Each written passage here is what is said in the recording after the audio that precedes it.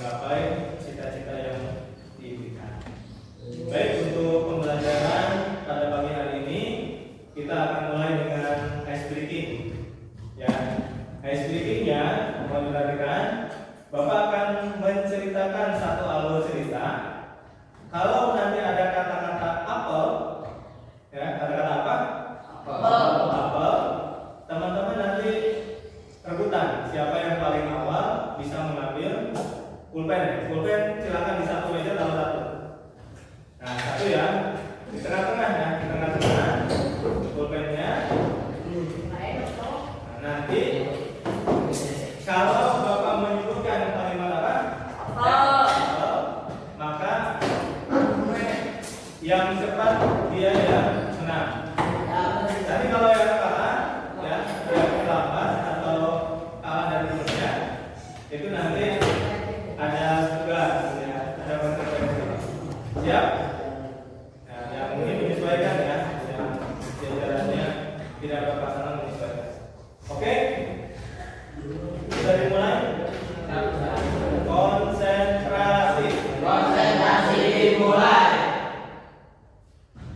Pada suatu desa ada seorang petani yang sedang memetik buah tomat.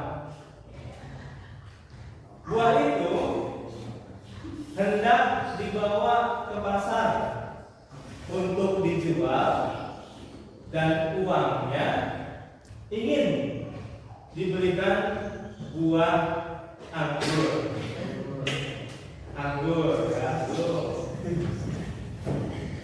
Buah anggur itu ditujukan untuk istri Pak Petani yang memang sedang kurang sehat. Sebelumnya beliau bekerja di suatu pabrik tempat pengolahan sari buah anggur juga. Sebenarnya Pak Petani itu lebih suka buah jeruk atau buah apel. Coba pernah yang dapat siapa?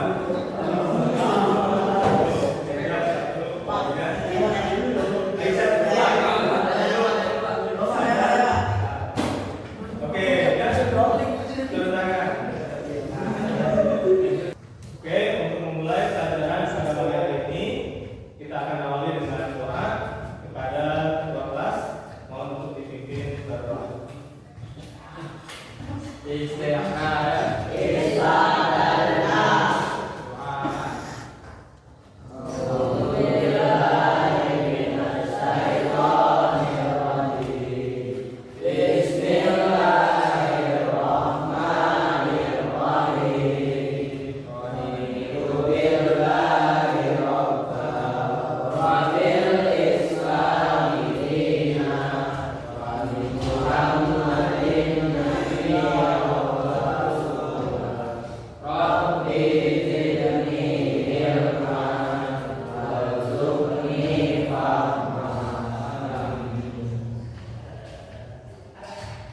Baik, sebelum dimulai, Bapak akan absen terlebih dahulu. Aidan, Al-Farel, Azhar, Eja, Fadel, Farid, Faris, Fauzan, Nadif, Sahab, Sugi, Torik. Alhamdulillah ya, lengkap hadir semua. Baik anak-anakku, pada kesempatan pertemuan kali ini kita akan melanjutkan materi yang sebelumnya sudah kita pelajari, yaitu tentang puisi. Ada yang masih ingat materi kemarin? Siapa yang bisa menyebutkan dengan ringkas apa yang dinamakan puisi? Saham, silakan. Puisi adalah suatu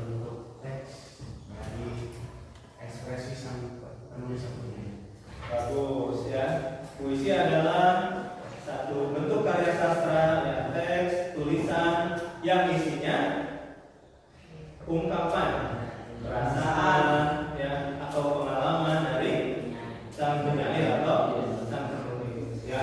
Penulis puisi itu kadang disebut penyair, kadang juga disebut apa? Pujangga ya. Pernah dengar istilah pujangga? Nah, seperti itu. Kemudian sebelum ke unsur-unsur, nih Bapak mau tanya lagi. Ada yang masih ingat unsur-unsur puisi? Puisi itu terdiri dari berapa struktur? Wah, siapa yang bisa menyebutkan? Jadi, ada struktur apa aja? Struktur fisik dan struktur batin. Struktur yang termasuk struktur fisik apa aja? Tadi? Kayak bahasa, pemajas, kata kontak, imaji, diksi, lima, irama, tipografi. Oke, betul. Yang termasuk struktur batin? Ada yang bisa menyebutkan? Fadel, silakan. Tema, rasa, suasana, atau nada, amanah. Oke, betul ya. Alhamdulillah, berarti aku masih ingat dengan baik materi yang sudah disampaikan sebelumnya. Kita lanjut ya. Pada pertemuan kali ini kita akan mempelajari tentang unsur-unsur puisi. Nah, tujuan pembelajaran kita di sini diharapkan peserta didik dapat mengidentifikasi ya unsur-unsur pembangun puisi dan jenis-jenisnya. Yang kedua, peserta didik dapat merumuskan unsur-unsur pembentuk teks puisi. Nah, ini kembali yang Bapak sampaikan penguatan buat kita bahwasanya yang dinamakan puisi, hakikatnya puisi itu ya secara sederhana dapat dirumuskan sebagai bentuk pengucapan bahasa ya yang di dalamnya memperhitungkan adanya aspek bunyi-bunyi di dalamnya yang mengungkapkan pengalaman ya, bisa pengalaman, bisa imajinatif ya, daya hayal atau juga emosional dari perasaan dan juga intelektual dari penyair yang ditimpa dari kehidupan individualnya, pengalamannya ya, atau juga dari sosialnya, melihat lingkungannya ya, yang diungkapkan dengan teknik pilihan tertentu ya.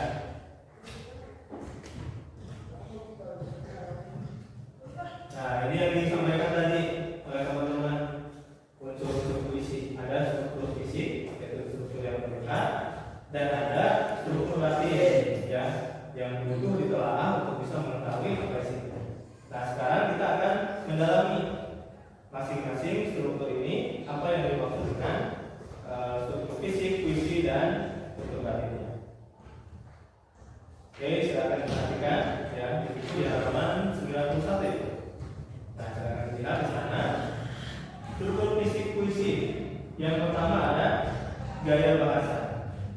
Gaya bahasa atau majas adalah cara menggambarkan sesuatu dengan sesuatu yang lain. Melalui kata-kata majas dalam puisi dapat memperkuat dan menciptakan makna tertentu. Ada yang masih ingat majas apa saja? Apa? Personifikasi, berbola, ironi, dan repetisi. Ya, betul. Kita ambil satu contoh. Personifikasi. Majas personifikasi itu apa? Majas ya. Nah, menggambarkan benda mati seolah-olah hidup. Nah, contohnya apa? Nah, pulpen yang menari-nari di atas ya, itu menggambarkan orang yang sedang menulis ya. Nanti ada beberapa jenis majas yang akan kita pelajari lebih dalam. Selanjutnya yang kedua, kata konkret. Apa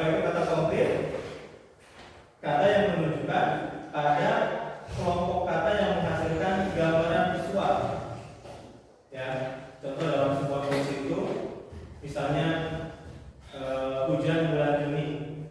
Dalam kalimat di puisinya itu ada istilah batang pohon. Ya, jelas ya, batang pohon tahu. Semua bisa melihat batang pohon. Nah, seperti itu. Atau misalnya batu, ya, disebutkan dalam salah satu puisi ada batu. Itu jelas juga terlihat. Dan itu yang dimaksud dengan kata konkret. Kebun, misalnya, sawah, ya jelas. Kebun itu seperti itu dan sawah seperti itu. Yang selanjutnya imaji. Imaji itu adalah bagian puisi yang membuat pembaca seakan melihat, mendengar atau menyentuh saat membaca puisi. Ya, dalam puisi terdapat 3 jenis imaji yang meliputi secara auditif, imaji penglihatan atau visual, dan imaji perabaan atau sentuhan atau taktil. Jadi imaji ini kata-kata yang ada di puisi yang seolah-olah membuat kita yang membacanya itu melihat atau mendengar. Ya, contoh kalimatnya misalnya terlihat badannya penuh dengan luka. Ya, jadi yang dari bayangan kita apa? Melihat seseorang yang badannya luka. Atau misalnya terdengar dentuman yang begitu keras. Tapi seolah-olah kita sedang mendengar, ya. Atau usap rambutnya yang halus. Nah, itu juga seolah-olah kita sedang meraba atau merasakan secara langsung, ya. Itu yang dinamakan imaji. Kemudian ada diksi. Ya, diksi ini merujuk pada proses pemilihan kata yang ditentukan penulis dalam puisi. Pemilihan kata ini memiliki hubungan yang erat dengan makna, rima, urutan kata dalam puisi. Jadi gini, kalau kita mau membuat puisi yang rimanya atau akhiran katanya a, ya. Nah, yang akhiran katanya a itu ada beberapa kata yang maknanya sama. Contoh, sang surya itu sama dengan matahari, sama dengan mentari. Nah, ketika kita ingin membuat rimanya a, berarti pilihan diksinya sang surya. Kalau kita ingin membuat rimanya i, berarti bisa memilih mentari atau matahari. Contoh lain, diksi misalnya kita menyebutkan rembulan, ya, atau ada istilah lain bulan. Ada lagi dewi malam, ya. Nah, itu nanti pemilihannya tergantung diksi tadi. Disesuaikan dengan puisi yang ingin kita buat, iramanya mau seperti apa. Yang selanjutnya rima atau irama. Nah, ini simpel ya dengan yang atas tadi.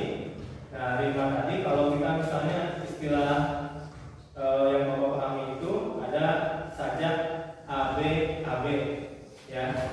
Misalnya yang baris pertama alirannya A, baris kedua alirannya I, baris ketiga A lagi, baris keempat I. Itu jadi istilahnya AB AB. Dan selain itu ada juga yang A semua, ya. Ada juga yang B semua. Seperti itu tergantung dari penulis. Bahkan ada yang setiap barisnya itu berbeda, ya. Itu tergantung dari penulis. Yang terakhir tipografi, ya. Tipografi adalah perwajahan yang berhubungan dengan tampilan perwajahan larik puisi, tulisan puisinya, ya. Ada yang menulis satu bait di sini, satu bait di bawah, satu baitnya di sebelah situ. Tampilannya, ya. Tapi yang menarik, ya, ini juga Bapak merasa memang unik, ya. Ada yang menonjolkan sekali tipografinya. Ini puisi yang populer, judulnya Tragedi Winka dan Cita karya Sutarji Holsungkan, ya. Bisa dilihat bentuk puisinya, ya, seperti itu. Dan nanti kalau teman-teman cuma melihat dalam video, ada yang membacakan puisi ini caranya seperti apa, ya. Dalam satu baris ada cuma satu kata, kawin, ya. Kata kedua kawin. Kata terakhirnya u, ya seperti itu. Ini contoh tipografi yang menonjol. Jelas, oh ini penulisannya memang berbeda, ya seperti itu. Baik, sampai di sini ada yang ditanyakan terlebih dahulu mengenai struktur isi dan struktur batin puisi. Sudah bisa dipahami? Nah, kita kuatkan lagi ya. Bapak ingin menguatkan kembali. Di awal tadi kita sudah sama-sama memahami bahwasannya puisi adalah satu bentuk karya sastra, tulisan yang mengungkapkan perasaan ya dari sang penyair, sang penulis. Nah, kemudian struktur puisi itu terdiri dari dua jenis. Ada yang namanya struktur fisik, struktur yang bisa terlihat, ya. Ada yang namanya struktur batin yang perlu kita telah untuk mengetahui apa isinya. Struktur fisik diantaranya yang pertama gaya bahasa, yang kedua kata konkret, ya, yang ketiga imaji, yang keempat puisi, yang